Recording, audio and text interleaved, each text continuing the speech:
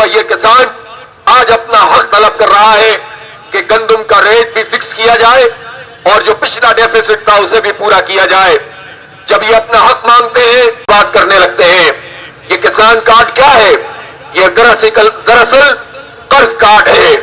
اس میں جس طرح سے قرض در قرض کرنے کی بات ہے، ہمیں یہ احسان نہیں چاہیے. ہمارے کسانوں کو سہولتیں فراہم کی جائیں، گندم کا ریٹ طے کیا جائے، جو ادویات ہیں ان کی قیمتوں میں کمی کی جائے، اس کی بلیک مارکیٹنگ ختم کی جائے، اور یہ جو مڈل مین درمیان میں آ کر اپنا کاروبار کرتے ہیں اور حکومت سے مل کر کسان کا استحصال کرتے ہیں، یہ دھندا ختم کیا جائے اور براہ راست کسانوں سے گندم بھی خریدو، کپاس بھی خریدو اور گنا بھی خریدو اور اس کا صحیح ریٹ طے کرو. یہ ان کا حق ہے. اور یہ مسئلہ جو گندم کا اور چاول کا مسئلہ ہے، یہ نیشنل فوڈ سیکیورٹی کا مسئلہ ہے. اس میں جو سبسڈی دی جاتی ہے یہ عام سبسڈیز کی طرح نہیں ہے. کہتے ہیں ہمیں آئی ایم ایف نے منع کیا ہے کہ سبسڈی نہ دی جائے. آئی ایم ایف یہ کون سا آئی ایم ایف ہے؟ اب تو آئی ایم ایف کو انہوں نے پکا اپنا آقا تسلیم کر لیا ہے. پہلے تو بات صرف معیشت تک کی ہوتی تھی. ٹھیک ہے کہ پہلے بات معیشت کی ہوتی ہوگی اور پس منظر میں یہ لوگ اور بھی ڈیل کرتے ہوں گے، لیکن اب شرم اور حیا سب ختم کر دیا ہے. آئی ایم ایف نے حکم دیا اور انہوں نے عدلیہ میں آئی ایم ایف کو بھیج دیا اور چیف جسٹس سے ملاقات کا بندوبست کیا. یہ ہمارے عدالتی معاملوں کے اندر ان کو ملوث کر رہے ہیں. اور اسی طرح جو دروازے وہ کھلوانا چاہتے ہیں، اپنی خود مختاری کا سودا کر کے یہ حکومت آئی ایم ایف کے آگے لیٹ گئی ہے. غلام ابن غلام ہمارے سروں پر مسلط ہے اور بڑی ہنستے اور مسکراتے ہوئے یہ اعلان ٹی وی پہ کر رہے ہوتے ہیں کہ آئی ایم ایف کے وفد نے ہمیں بڑی شاباش دی ہے، بڑی محبت سے ہم سے بات کی ہے، بڑے مسکرا کے ہماری تعریف کی ہے. شرم اور حیا یہ سب ایک طرف ہو جائے تو اسی طرح کی باتیں حکمران کرنے لگتے ہیں. اس لیے ہم یہ سمجھتے ہیں کہ آئی ایم ایف کو بہانہ بنا کے غریبوں کا استحصال نہیں کیا جا سکتا، کسانوں کا استحصال نہیں کیا جا سکتا. 1% وہ لوگ ہیں جن کے پاس زرعی زمین کا 30% رقبہ ہے. یہ بڑے بڑے جاگیردار ہیں، ان کی زمینیں بہت زیادہ ہیں، لیکن باقی 99% لوگوں میں بھی 90% وہ لوگ ہیں جن کی زمینیں 12.5 ایکڑ سے کم ہیں.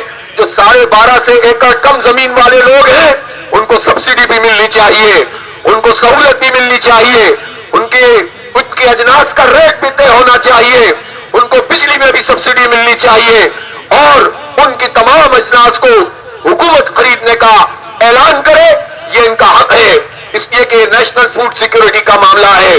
اسی طرح سے ایک سبسڈی وہ ہوتی ہے جو کاشت کے بعد کسان کو دی جاتی ہے اور دوسری سہولت وہ ہوتی ہے جو عوام کو دی جاتی ہے. یہ دونوں سہولتیں بین الاقوامی سطح پر معروف بھی ہے اور یو این کے پروگرام کے مطابق ان دونوں جگہوں پر سہولت دینا حکومت کی ذمہ داری ہے. اس لیے ایک طرف گندم کا ریٹ بھی طے کیا جائے اور دوسری طرف آٹے کو بھی سستا کیا جائے. یہ دونوں کام حکومت کے کرنے کے ہیں. حکومت جب ہم سے ٹیکس لیتی ہے، موبائل کے کارڈ پہ بھی ٹیکس لیتے ہیں، پیٹرول پہ بھی ٹیکس لیتے ہیں، تنخواہ دار لوگوں سے ٹیکس وصول کرتے ہیں. جب یہ ٹیکس وصول کرتے ہیں تو جو بنیادی ضروریات کی چیزیں ہیں وہ دینا بھی حکومت کی ذمہ داری ہے. اس لیے کسانوں کے یہ سارے مطالبات جائز مطالبات ہیں. کسان اپنا حق مانگنے کے لیے یہاں پر پہنچے ہیں اور میں حکومت سے یہ کہنا چاہتا ہوں کہ پاکستان میں اب تک یہ ضرور ہوا ہے کہ کسانوں کے حوالے سے کوئی منظم آواز سامنے نہیں آئی ہے. پارٹیاں اپنے چکروں میں لگی ہوئی ہیں.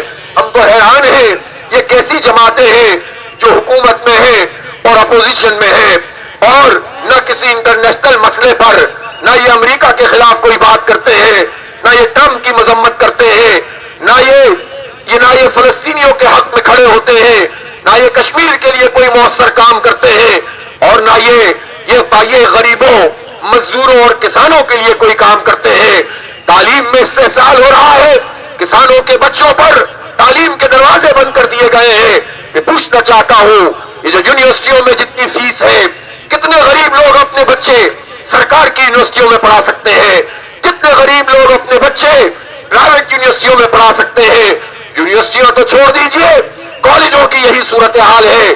और जो प्राइमरी एजुकेशन है, सरकार की एजुकेशन को भी ये हुक्मरान ये बेच रहे हैं, फरोख्त कर रहे हैं, अपने सर से इसको बड़ा समझते हैं, उतारना चाहते हैं।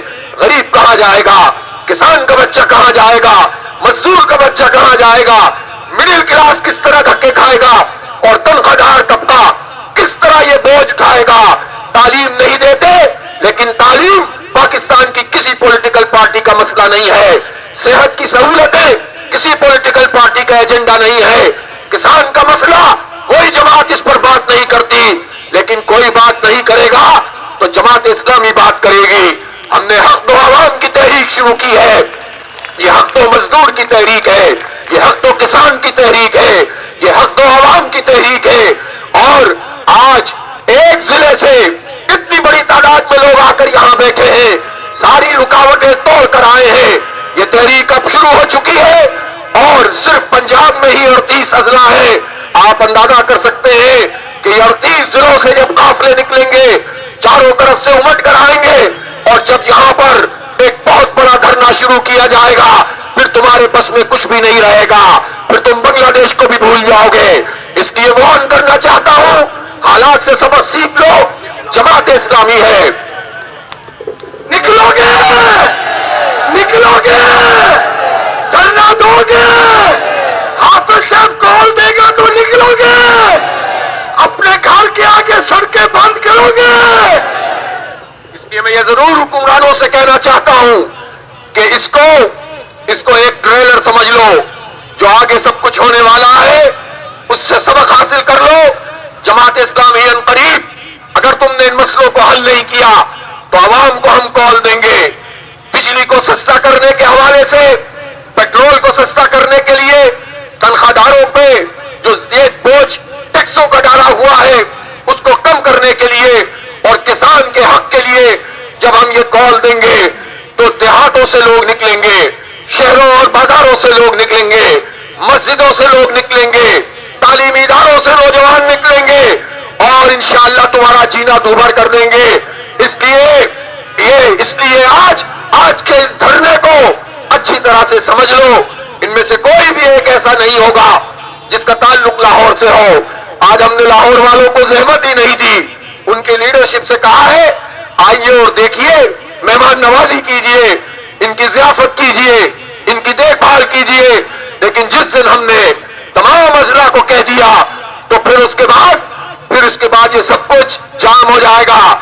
और ये हम सिर्फ जुबानी बात नहीं कर रहे हैं, अनकरीब इस तहरीक को हम आगे लेकर जाएंगे और अवाम का हक अवाम को दिलवाएंगे इंशाअल्लाह। अब इस मुल्क में ये नहीं चलेगा